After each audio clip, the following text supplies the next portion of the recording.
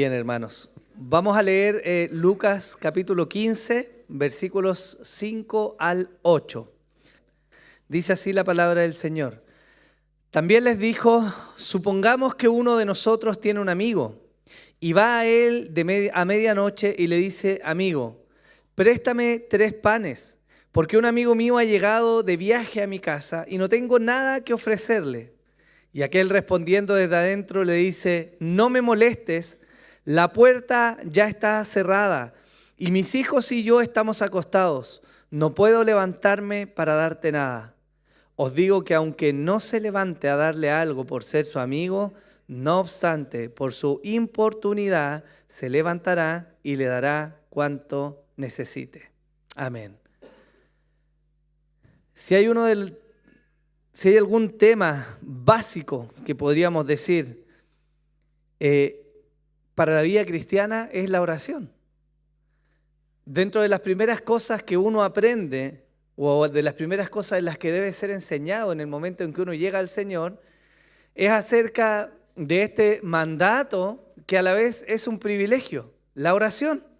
Se nos ha entregado como un medio para comunicarnos con Dios, para poder emitir lo profundo de nuestro corazón, para poder entregar nuestras cargas, para poder poner nuestros anhelos, nuestros proyectos, nuestros deseos, para buscar dirección, para buscar ayuda, para aquietar nuestra alma. La oración nos ha sido entregada como uno de los regalos más maravillosos que el cristiano puede tener en este mundo caído. Sin embargo, y a pesar de que la oración es algo tan cotidiano, tan normal o tan básico para la vida del creyente, aún así, el día de hoy hay muchas diferencias respecto a lo que es la oración. ¿Por qué oramos? ¿Cuándo oramos? ¿Cómo oramos? ¿Qué pedimos? ¿Será que la oración le tuerce la mano al Señor? ¿Será que la oración puede cambiar la mente de Dios y sus designios? ¿Será que la oración solo actúa sobre mi corazón?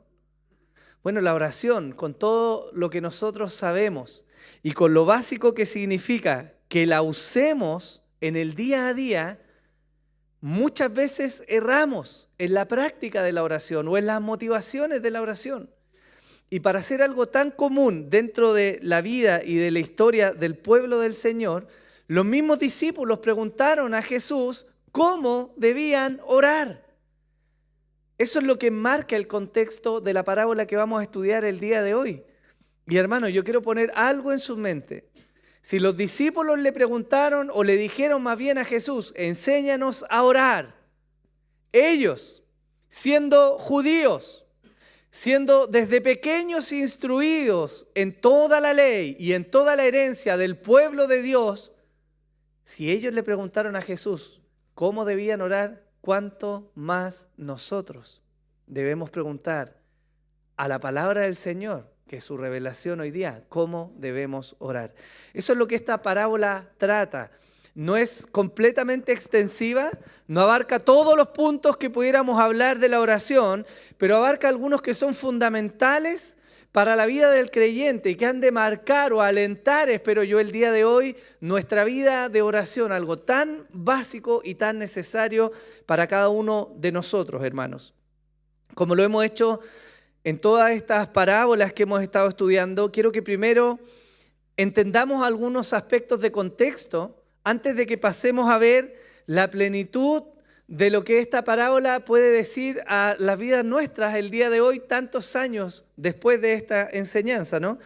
Y en primer lugar, quiero mencionar que Jesús está teniendo una conversación con sus discípulos. Él, en esta ocasión, esta parábola se enmarca en una conversación muy particular. Ya no está delante de las multitudes, no tiene un público variado, no tiene gente que está contra él delante de él, sino que él tiene a sus amados 12, a los que él llamó para estar con él. Lucas 11, capítulo 1, nos dice de la siguiente manera. Y aconteció que estando Jesús orando en cierto lugar, cuando terminó, le dijo uno de sus discípulos, Señor, ¿qué le dijo? Enséñanos a orar, así como Juan enseñó también a sus discípulos. Lo que sigue después de esta solicitud es algo que todos nosotros conocemos. Es el Padre Nuestro. Desde el versículo 2 al 4 del capítulo 11 de Lucas, Jesús dice así. Él les dijo, cuando oréis, decid, Padre, santificado sea tu nombre, venga tu reino. Danos hoy el pan nuestro de cada día y perdónanos nuestros pecados porque también nosotros perdonamos a todos los que nos deben. Y no nos metas en tentación. Acto seguido, Jesús termina este enunciado famoso, conocido por todos los creyentes, que es el Padre Nuestro. Y ahí, justo ahí, Él comienza a decirles la parábola que el día de hoy estamos estudiando. Entonces, solo para reafirmar, ¿de qué les va a hablar Jesús? Les va a hablar de la oración. De eso les va a hablar, ¿no? En segundo lugar, quiero mencionarles algunos hábitos que había en aquella época respecto al sueño o a la vida de los hombres en aquel entonces.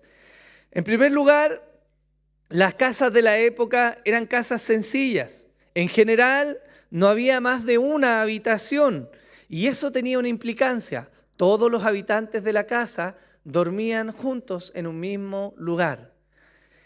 Esto significa que ellos compartían la cama.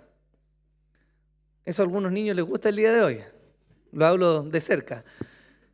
Pero en ese tiempo la cama se compartía. El padre, la madre y los hijos, y si había algún otro familiar, dormían todos juntos en la misma cama, en la misma habitación.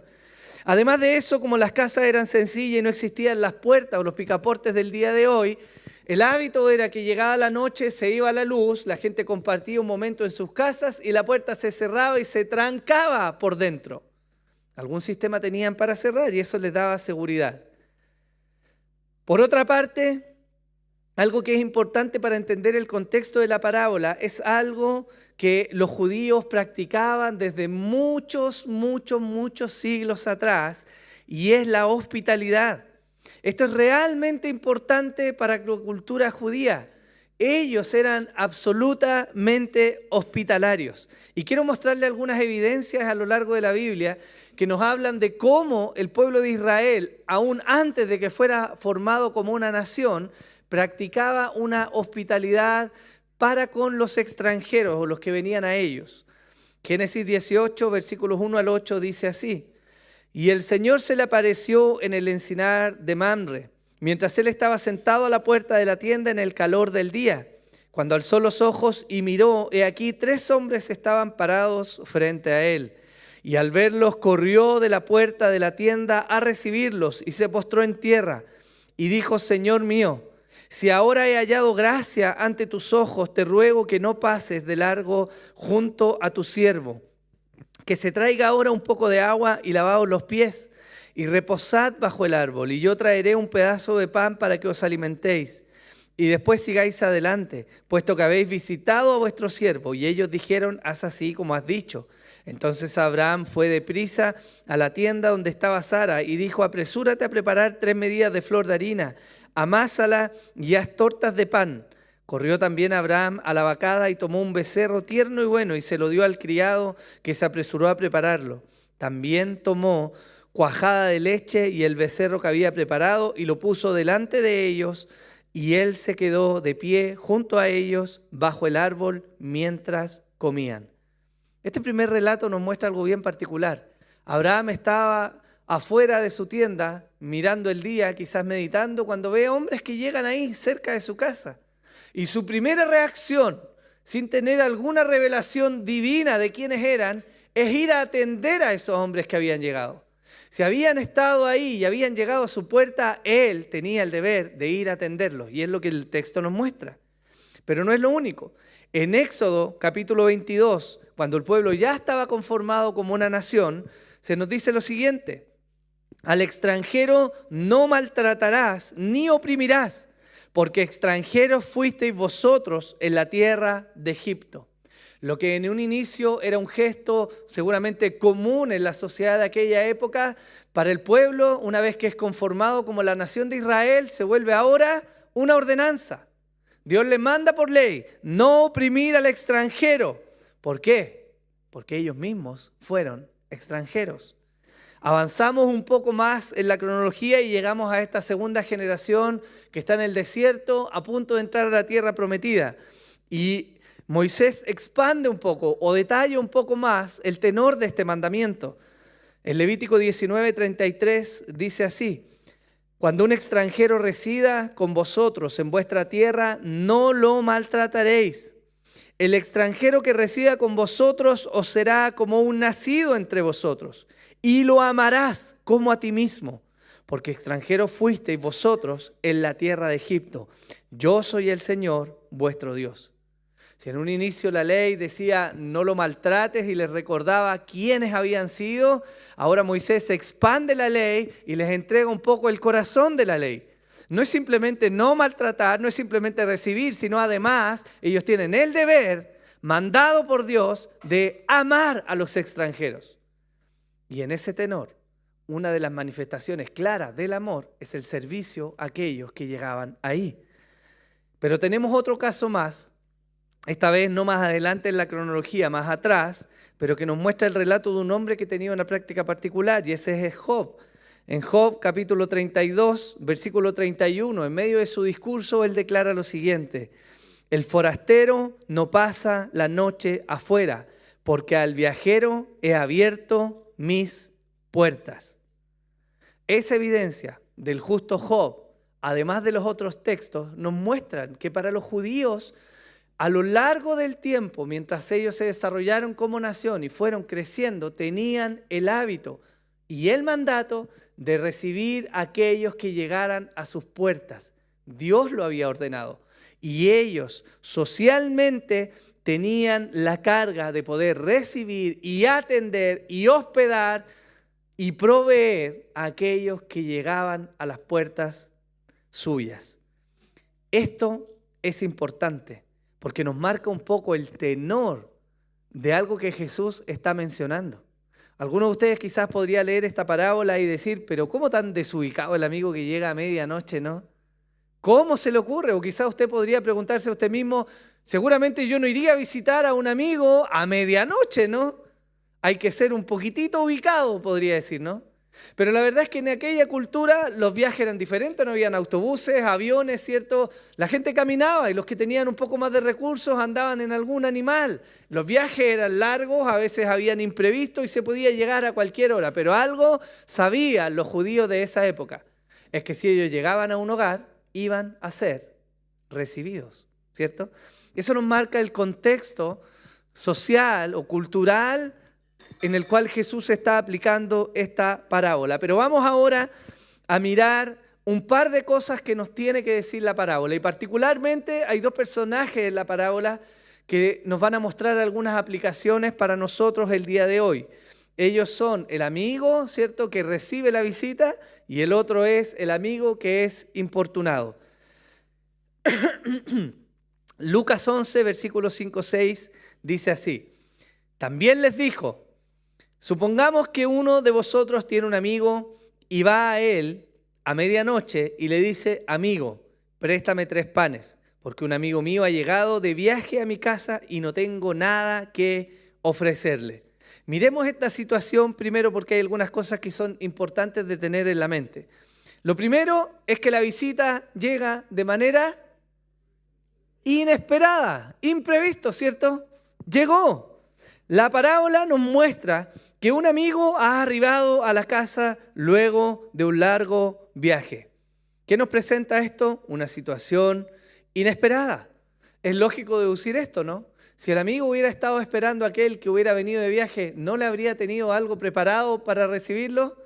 Evidentemente sí, pero hay incertidumbre en el contexto de esta parábola. El hombre recibe a su amigo sin haberlo esperado.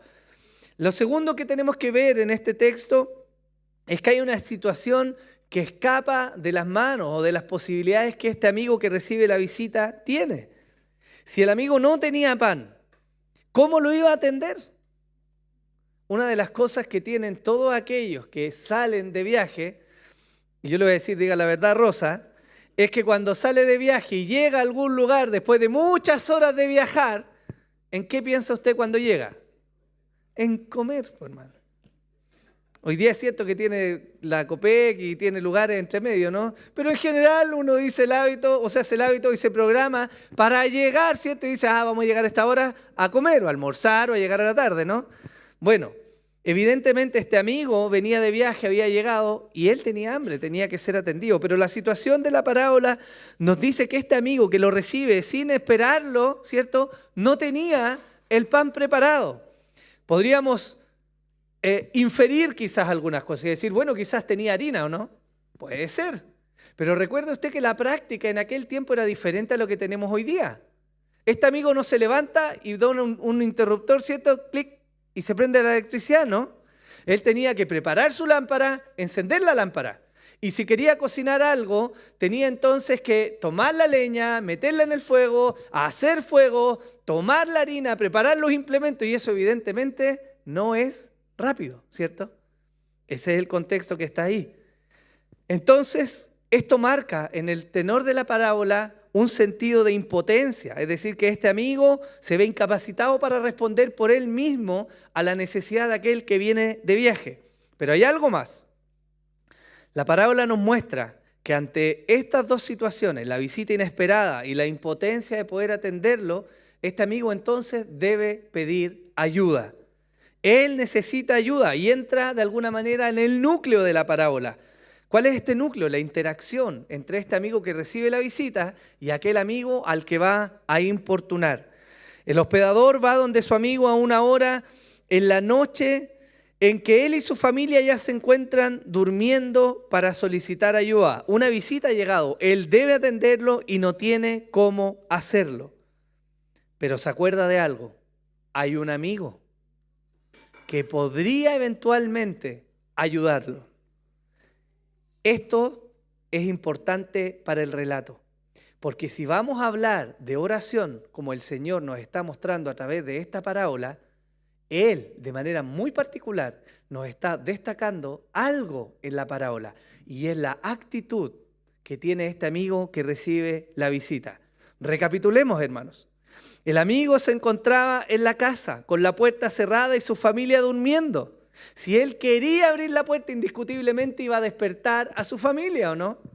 Y todo padre de hogar, en la noche, no solo busca la seguridad de su familia, sino que no quiere incomodarlos, no quiere despertarlos, ¿no?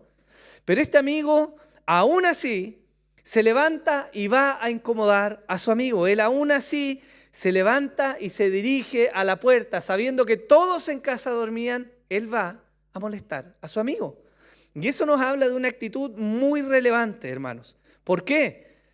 Porque primero podemos ver que él es valiente. Algunos dirían desvergonzado. Él no teme importunar a su amigo. La necesidad que ha surgido es mucho mayor. De hecho, en términos contextuales, cuando llegaba una visita, socialmente se esperaba que cada uno de los judíos fuera un buen hospedador. Por lo tanto, él tenía una carga personal de poder recibir a su amigo, pero también había socialmente una especie de afrenta si alguno de los hombres del pueblo no le abría la puerta a este extranjero y lo recibía. Él entonces es valiente o desvergonzado, como usted quiera llamarle. Él se levanta, él no teme importunar a su amigo. La necesidad ha llegado y él necesita ayuda. También él confía. ¿Cómo? Dirá usted. Hermanos, cuando tenemos alguna necesidad, ¿a quién acudimos? No está implícito en nuestro razonamiento cuando tenemos una necesidad y pensamos en acudir a alguien. No está implícito el pensar acudir a alguien que nos pueda ayudar o no. Es como obvio, ¿no? Es lógico. Si usted pide ayuda, va a pedir ayuda a quien usted espera que le pueda ayudar. De otra manera no tiene sentido, ¿cierto? Usted no sale por la calle y a la primera persona que ve le dice, oye, necesito ayuda, salvo que sea algo muy particular. Pero para este tipo de cosas y pedir esa tacita de azúcar, ¿cierto? Usted recurre a quien sabe que lo va a ayudar. Nosotros tenemos unos buenos vecinos justo ahí, al ladito de nuestra casa. Entonces sabemos que este amigo que recibe la visita es valiente o desvergonzado, ¿cierto? Confía en este amigo porque cree que lo va a ayudar, Pero también hay algo más que destaca la parábola, y es que este amigo que recibe la visita es franco. Él va a la casa de su amigo, le golpea la puerta y él, como decimos acá en Chile, no le embolina la perdiz, ¿cierto? Él no le dice, uy, ¿qué iba pasando? Y de repente llegué a tu casa, quería saber cómo estaba y ¿tienes un pancito que me puedas dar? No, él es franco, él es directo, él golpea la puerta de su amigo y le dice, amigo, préstame 3 panes, porque un amigo mío ha llegado de viaje a mi casa y no tengo nada que ofrecerle. Él es franco en su petición. Es honesto. Y esto nos marca de alguna manera la forma en que el Señor le está enseñando a orar a sus discípulos. Es algo súper cotidiano, conocido para la gente de la época y parece a primera vista que no tiene nada que ver con la oración. ¿Cómo el recibir a un amigo y una visita va a tener algo que ver con la oración? Pero hermanos, ¿no será que estos rasgos o estas cosas que yo les he mostrado son lo que Jesús quiere destacar respecto al cómo deben orar sus discípulos? Sí, eso es precisamente lo que Jesús está haciendo. Les está mostrando de alguna manera principios, formas, cosas que debieran estar presentes en la oración de ellos. Todo esto nos entrega un panorama de este Jesús, nuestro Señor, enseñándoles a orar. Y vamos al detalle. ¿Cómo debemos orar entonces? Bueno, el primer rasgo con el cual debiéramos orar es con valentía. Algunos traductores usan una traducción de la palabra anaideía, que es el griego, ¿cierto? Que se traduce como inoportuno. Ellos lo traducen como una osadía reverente. No es una desvergüenza en el sentido de alguien que es irreverente, sino alguien que es valiente, pero también al mismo tiempo respeta a aquel a quien va a pedirle el favor. Y las costumbres del sueño que mencionamos, hermanos, al inicio de esta enseñanza, eran evidentemente también conocidas para aquel a quien se le pidió la ayuda. Él sabía que aunque su amigo llegara tarde y aunque él tuviera que despertar a su familia, él igual se iba a levantar. De hecho, Jesús lo dice, ¿cierto? Aunque este amigo no le preste por ser amigo, por ser inoportuno, que es esta palabra, ¿cierto? Anaideía, entonces aunque sea por eso, se va a levantar y le va a dar a su amigo lo que él necesita. Pero nos muestra esto algo importante, hermanos, que aquel que ora debe tener una osadía reverente para orar a Dios. Y usted se preguntará, ¿por qué? Hay muchas formas. Yo no quiero llegar, evidentemente, a ese extremo hereje, no lo puedo decir de otra forma, de venir a reclamarle a Dios que nos debe una bendición y Él debe darnos algo. Eso, alguien que ora así es alguien que no tiene conocimiento de quién es Dios. La osadía reverente nace al contrario, de reconocer una verdad en nosotros. Si hay algo que destaca la vida de cada uno de nosotros, de todos, sin importar cómo seamos, los estudios que tengamos, de dónde vengamos, la forma en que hablemos, es que todos somos pecadores. Y siendo pecadores, la oración es un medio de comunicación con alguien muy particular y diferente a nosotros. De hecho, diametralmente opuesto. Nosotros somos pecadores, Él es santo. El relato de Isaías dice así: en el año de la muerte del rey Usías vi yo al Señor sentado sobre un trono alto y sublime, y la orla de su manto llenaba el templo. Por encima de él había serafines. Cada uno tenía 6 alas, con 2 cubrían sus rostros, con 2 cubrían sus pies y con 2 volaban. Y el uno al otro daba voces diciendo: Santo, Santo, Santo es el Señor de los ejércitos. Llena está toda la tierra de su gloria. Y se estremecieron los cimientos de los umbrales a la voz del que clamaba, y la casa se llenó de humo. Entonces dije: ¡ay de mí! Porque perdido estoy, pues soy un hombre de labios inmundos, y en medio de un pueblo de labios inmundos habito, porque han visto mis ojos al Rey, el Señor de los ejércitos. Hermanos, si alguien se atreve a orar a Dios, la osadía reverente nace de saber que es un pecador que se atreve a llegar a emitir palabra al Dios santo. ¿No debiera provocar en eso en nosotros un sentido de temor y reverencia delante de quien hablamos? Alguien enseñó por ahí que podemos hablar con Dios y decirle: buena, flaco, ¿cómo estás? Vengo a presentarme a ti porque el flaco buena onda me está escuchando, ¿cierto? Pero Él no es el flaco buena onda. Él es Dios, el Señor, santo, santo, santo. A Él oramos. Por lo tanto, uno de los primeros principios que muestra el Señor es que aquel que ora va a orar con esta osadía, pero va a orar pesando su condición. Es un pecador que se dirige al Dios santo. También nos muestra otra cosa, que ora a pesar de las necesidades terrenales. ¿Qué puede ser suficientemente fuerte en nuestras vidas como para movernos a orar en nuestra condición delante de un Dios santo? ¿No será que la necesidad es realmente grande? Este amigo de la parábola se atreve a ir a molestar a su otro amigo porque la necesidad es realmente grande, porque no tiene en sus manos la solución para atender a aquel que ha llegado y se ven un apremio. Yo creo que sensatamente podríamos inferir: ¿a quién le gustaría ir a molestar a alguien en la medianoche? A nadie, ¿no? Él sabe que al momento en que se va levante y vaya a tocar la puerta de su amigo, lo va a incomodar y que va a despertar a su familia y que lo va a mover del momento en el que él estaba. Él sabe que lo va a incomodar, pero su necesidad es más grande que el, de alguna manera, guardar la comodidad de su amigo. Y esas dos cosas debieran mover nuestra oración. Por un lado, sabernos pecadores orando delante de un Dios santo, pero por el otro lado, no tenemos salida. Estamos perdidos si Dios no extiende su mano para ayudarnos. La necesidad que hay en nosotros es demasiado grande como para no atrevernos a llegar a Dios en oración. Eso es lo primero que la parábola nos puede enseñar respecto a la oración. Hermanos, ¿cuántas veces no has estado sentado frente al escritorio con un listado enorme de asuntos que debes atender, tentado a no orar precisamente para prestarle atención a estas cosas terrenales? ¿Cuántas veces has llegado a pensar que la oración te va a quitar tiempo valioso de lo que debes hacer? Quiero traducir esto a algo que veo muchas veces cuando hablamos en consejería. ¿Cómo está tu vida de oración?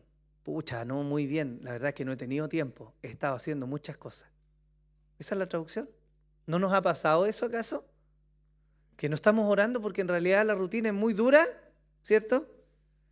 ¿Cuántas veces las presiones de la vida cotidiana te sacan de la oración? No, en realidad no tengo tiempo, me levanto en la mañana, preparo a los niños, los llevo al colegio, atiendo la casa, voy a trabajar, llego tarde, veo a los niños, estoy cansado, se me pasó el día, no tuve tiempo para orar. Pero la valentía, esta osadía que el Señor está enseñando, no es solo por el hecho de que llegamos delante de un Dios santo en una condición de pecado, sino también porque se requiere coraje, valor, para dejar de lado las peticiones que todo el día nos están gritando su atención y gastar tiempo en orar delante de Dios. Porque todo alrededor nuestro, hermanos, grita que le prestemos atención, ¿o no? Compite nuestra vida de oración con los deberes que tenemos que hacer. Y eso es un común de la vida. Por lo tanto, sí se requiere valentía para llegar delante del Señor y dedicarle ese tiempo que a nuestros ojos muchas veces parece sin fruto, ¿no? Porque oramos y la solución no viene inmediatamente, ¿no? Y usted puede decir, bueno, tengo que criar a mis hijos, tengo que educarlos, tengo que atender este problema matrimonial, o tengo que trabajar más duro porque necesito más ingresos. ¿Qué tiene que ver la oración con todo esto? Mucho tiene que ver con eso. Mucho tiene que ver. Porque precisamente el Señor enseñó a sus discípulos y les dijo, pero buscad primeramente el reino de Dios y su justicia y todas estas cosas os serán añadidas. ¿Qué son todas estas cosas? Bueno, las cosas que necesitamos para vivir, ¿o no? ¿O Dios no sabe que necesitamos comer? ¿O se le habrá olvidado a Dios que la comida la compramos con dinero? No, ¿cierto?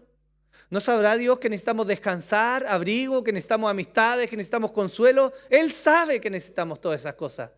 Pero Él les dice a sus discípulos, el orden de prioridad es esto, busca primero el reino de Dios y su justicia y todo lo demás va a ser añadido. Hermanos, ¿no es la oración misma una de las formas más básicas que existen para buscar el reino de Dios? ¿Sí o no? En segundo lugar, no solo se debe orar con esta reverencia, esta valentía, sino que se debe orar con fe. El versículo 8 del capítulo 11 de Lucas dice así: os digo que aunque no se levante a darle algo por ser su amigo, no obstante por su importunidad, se levantará y le dará cuanto necesite. Si la oración es una de las expresiones más básicas que hay de la fe, hermanos, ¿no oramos también pensando que recibiremos respuesta a nuestras oraciones o no? ¿No está implícito eso en la oración? Léalo al revés. Una de las formas por las cuales los cristianos gastan tan poco tiempo hoy día en oración es porque son incrédulos, porque no creen que invertir ese tiempo en oración vaya a tener un resultado. Y eso debiera estremecer la práctica de oración que tenemos. El autor de Santiago dice que los demonios también creen y tiemblan, ¿no? Pero la fe verdadera es manifestada o expresada realmente por las obras que acompañan esa fe. Y si usted realmente cree que Dios va a contestar sus oraciones o que le interesa escucharle, entonces usted va a manifestar una vida de oración. De lo contrario, es una muestra de que no creemos al Señor. Ahora, cada vez que oramos sinceramente, estamos aplicando fe. No podemos hacer de la oración un ejercicio religioso, vacío y frío. No, hermanos. La oración del creyente debe ser ferviente, viva, llena de esperanza de que va a ser respondida. Ese debiera ser el tenor de la forma en que oramos. No oramos para gastar tiempo. No oramos simplemente porque hay que orar, porque sí, los cristianos deben orar. No, hermanos. Oramos porque realmente hay una fe en nosotros de que Dios ha de responder las oraciones. De otra manera no tiene sentido y se vuelve una práctica vacía y religiosa. Hebreos 11:6 dice: sin fe es imposible agradar a Dios. Y añade algo maravilloso de parte del Señor. Dice: porque es necesario que el que se acerca a Dios crea que Él existe. Obvio. Si no tiene sentido, ¿cómo vamos a orar si no creemos que Dios existe, no? Pero además, Él es remunerador. Nuestra confiable Reina Valera dice: Él es galardonador. Él premia a los que le buscan, ¿o no? Y si la palabra del Señor es real, y yo creo que es real, entonces la oración evidentemente es una forma en la que no solo expresamos a Dios nuestros deseos y nuestro sentir, sino además una de las formas en que Dios nos bendice. ¿Sí? En tercer lugar, el Señor está enseñando a los discípulos que ellos deben orar además con franqueza. Hermanos, ¿podemos engañar acaso a Dios con nuestras palabras? Ni el tono de nuestra voz, ni la elocuencia de nuestras palabras conmueve el corazón de Dios. Es la franqueza lo que Él busca de nosotros cuando oramos. Él desea nuestra franqueza. Hace algunos años, quizás voy a decir los cristianos que tienen más experiencia, para no decir los cristianos más viejos, pero en algún momento de nuestra historia aquí en Chile se hicieron conocidos predicadores extranjeros, ¿o no? Y uno de los rasgos comunes que tenían es que podían hablar así de la vida común con usted, pero cuando oraban así: Padre, recibe. Y pareciera que algunos cristianos piensan que por orar así, de esta manera, vamos a mover el corazón de Dios. El Señor habló de eso.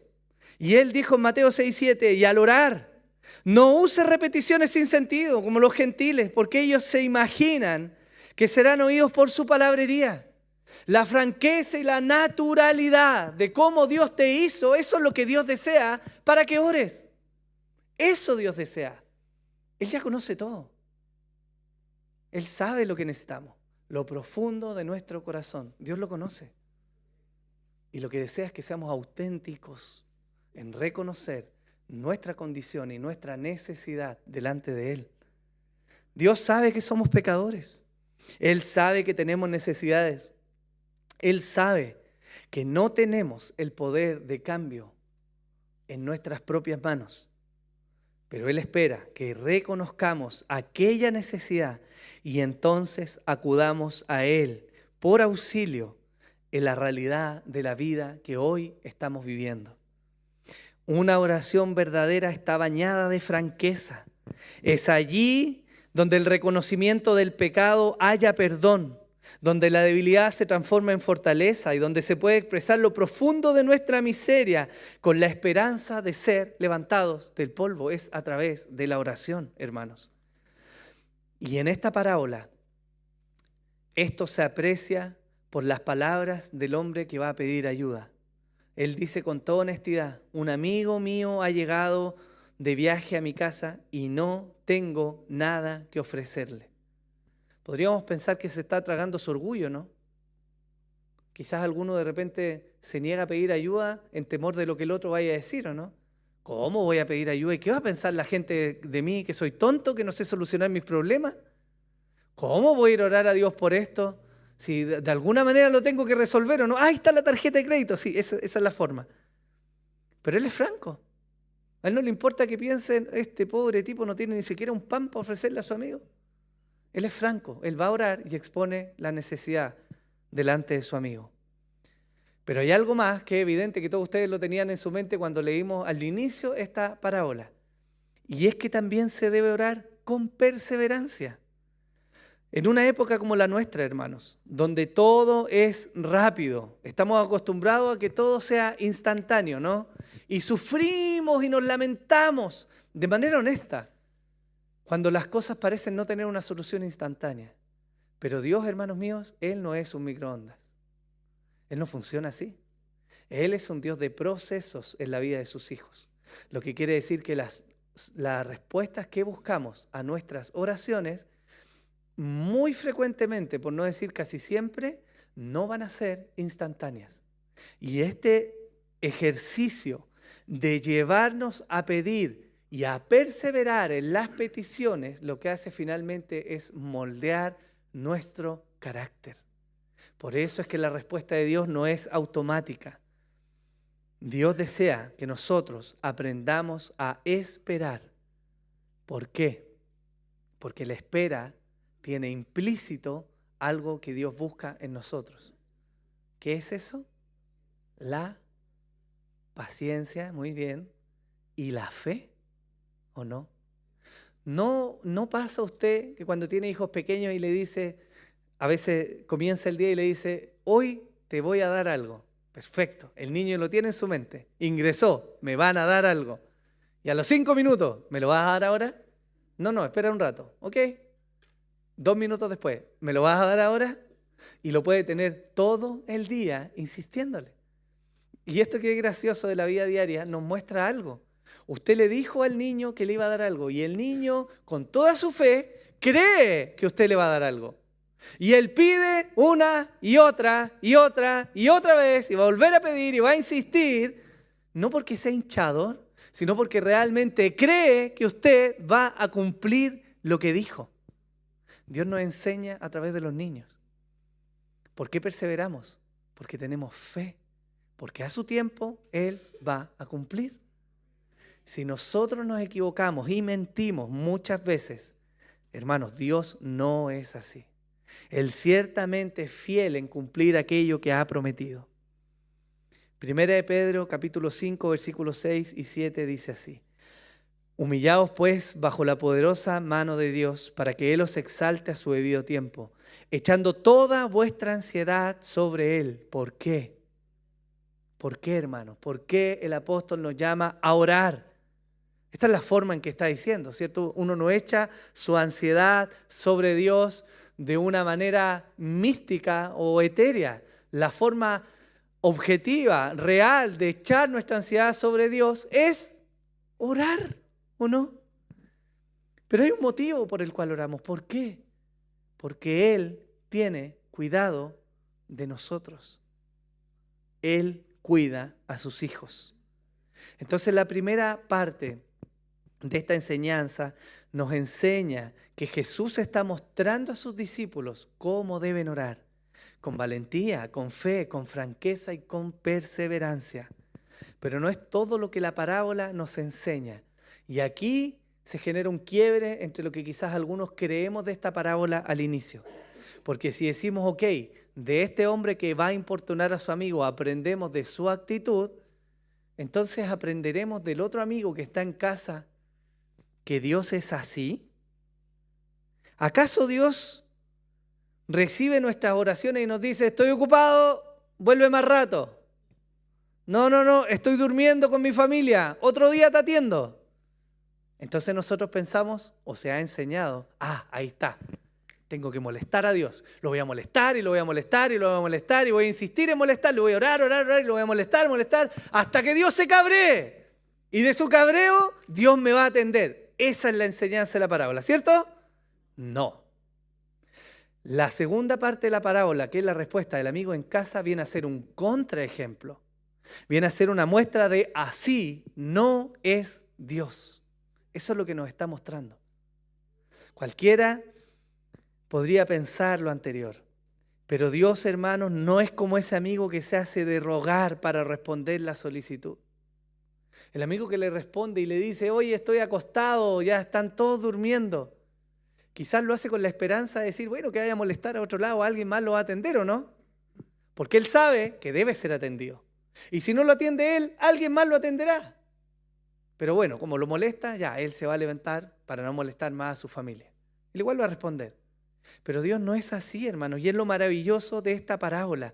Él no es como ese amigo que espera que insistentemente le movamos la mano. Llevo 999.999 oraciones, me falta una y le muevo la mano a Dios. Pero Dios no es así. No son las muchas oraciones lo que van a mover la mano de Dios. No es mi insistencia lo que va a hacer que Dios cambie de parecer. Lo que hace Dios al tardar la respuesta a nuestras oraciones es trabajar en nosotros, en nuestro carácter, en afianzar nuestra fe. No es que nosotros le estamos doblegando la mano a Dios. ¿Por qué me atrevo a decir esto? Porque lo que sigue a la parábola nos da precisamente la muestra de quién es Dios. El versículo 9 dice, y yo os digo, esto viene después de terminar la parábola, y yo os digo, pedid y se os dará, buscad y hallaréis, llamad y se os abrirá, porque todo el que pide, recibe, y el que busca, halla, y al que llama, se le abrirá. O suponed que a uno de vosotros que es padre, su hijo le pide pan, ¿acaso le dará una piedra? O si le pide un pescado, ¿acaso le dará una serpiente en lugar de pescado? O si le pide un huevo, ¿acaso le dará un escorpión? Pues si vosotros siendo malos sabéis dar buenas dádivas a vuestros hijos, ¿cuánto más vuestro Padre Celestial dará el Espíritu Santo a los que se lo pidan? Lo que nos muestra Jesús al hecho de terminar la parábola es toda la generosidad que hay en Dios. Eso nos está diciendo. Y lo que Él usa viene a ser el clímax.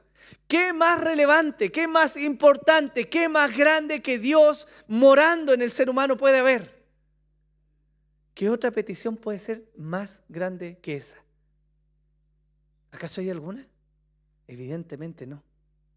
Y Jesús está diciendo, lo que pidan, lo van a recibir. Si buscan, van a hallar, si llaman, se les va a abrir. Y es una muestra, hermanos, de la disposición que Dios tiene respecto a las oraciones de su pueblo. No solo es mostrado en el Nuevo Testamento. Mire Éxodo capítulo 2, versículos 23 al 25, dice así. Y aconteció que pasado mucho tiempo murió el rey de Egipto y los hijos de Israel gemían a causa de la servidumbre y clamaron. Y su clamor a causa de su servidumbre subió a Dios. Esta es una forma de decir, Dios escuchó, ¿cierto? Oyó Dios su gemido y se acordó Dios de su pacto con Abraham, Isaac y Jacob y miró a los hijos de Israel y Dios los tuvo en cuenta. ¿Y qué viene después de eso? Que Dios va a buscar un hombre, lo levanta, lo prepara y lo envía a liberar a su pueblo. ¿Escuchó Dios esa oración de los israelitas o no? Dios la escuchó. Salmo 34, versículos 17 y 18. Dice, claman los justos y el Señor los oye y los libra de todas sus angustias. Cercano está el Señor a los quebrantados de corazón y salva a los abatidos de espíritu. ¿El Señor oye las oraciones de su iglesia o no? Evidentemente que Él oye y está atento a las oraciones de su pueblo. Pero hay algo maravilloso que pasa en la historia de la redención. Y es que en algún momento de la historia, de hecho los discípulos lo tienen enfrente de ellos cuando están recibiendo esta enseñanza, aparece Jesús e irrumpe ahí y genera un cambio maravilloso en la relación de los hombres con Dios.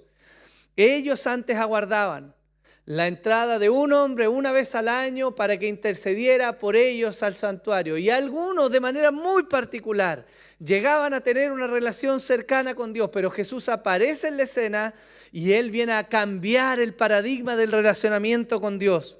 Si el pecado nos avergüenza delante de Dios, ahora podemos tener valentía porque Cristo pagó por esos pecados. Si la falta de fe en nuestros corazones estaba arraigada, ahora Cristo es la muestra viva de la fidelidad de Dios, mostrándonos que podemos confiar en Él. Si antes fallábamos en nuestra perseverancia, ahora el resultado de estas oraciones elevadas no están en mí, sino en Jesús, quien intercede por mí.